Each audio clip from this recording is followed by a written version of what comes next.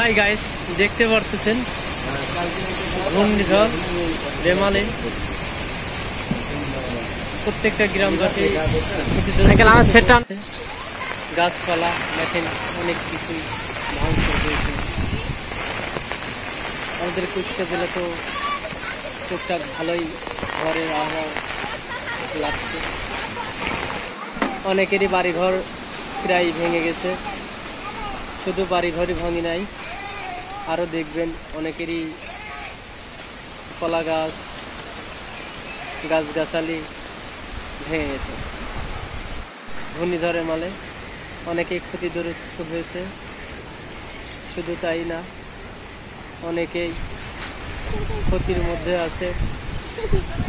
আল্লাহ যেন সবাইকে হেফাজত করে এই ঘূর্ণিঝড় রেমাল থেকে।